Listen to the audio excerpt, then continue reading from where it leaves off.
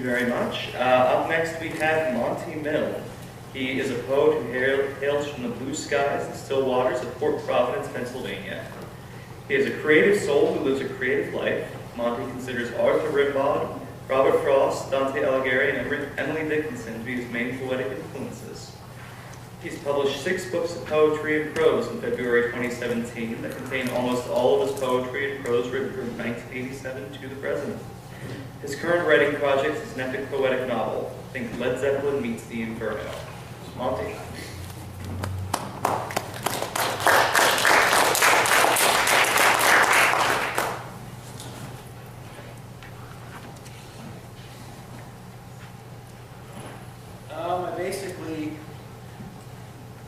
Can you hear me okay?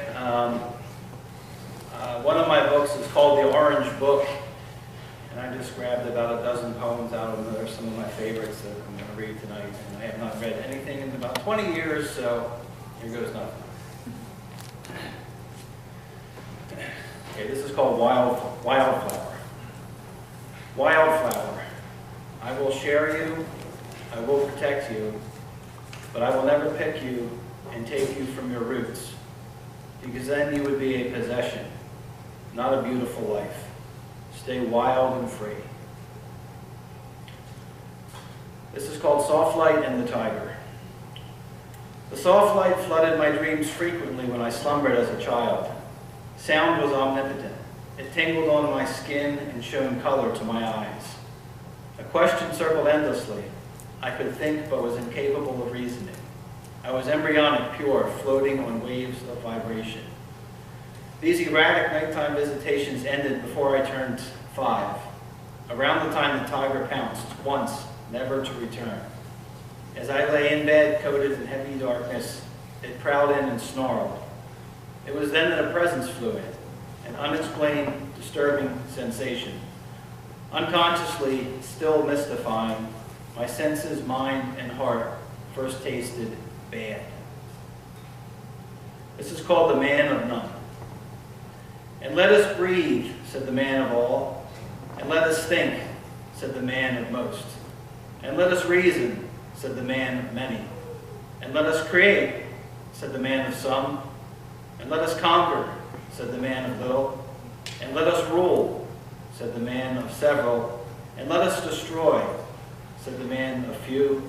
And let me die, said the man of none. This is called The Girl in the Chair. With glassy eyes I ooze in this crowded saloon. My head feels as light as a helium balloon. Swilling down beer helps hide my despair, quells my yearning for the girl in the chair. Sitting near her with my fermented mask, I stare sheepishly into my emptying flask. In the corner of my eye I see her move, slinking toward me in a sexy groove. She comes closer and jangles her keys. I tense and feel my whole body freeze. Gliding past me, she is gay in her flight through the door, disappearing into the night. This is called The Wisest Man in the World. My skin is rubbed raw from the coarse scraping of the rocks. I feverishly ascend the marble gray mountainside, seeking the all-knowing wise man who sits on its peak.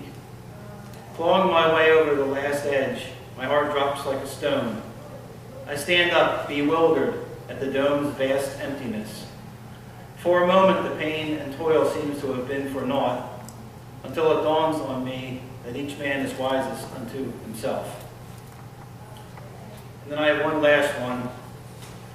It's called Nature's Haiku Lullaby. Tan deer lap water, blue pond reflects images, wildlife poetry. Earfuls of bright sound, songbirds cry the wind ballad, feathered melody.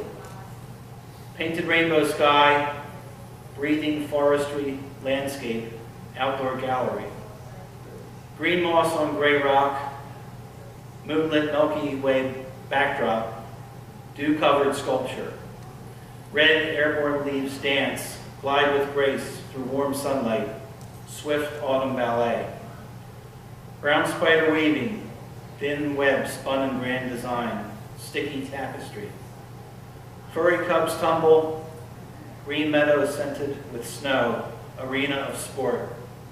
Aesthetic beauty, caress the senses with magic, art blooms in nature. Thank you, and I wanted to say just one thing. I have a website. It's called tiltedpoet.com if you might want to explore more of my work. So thanks for listening.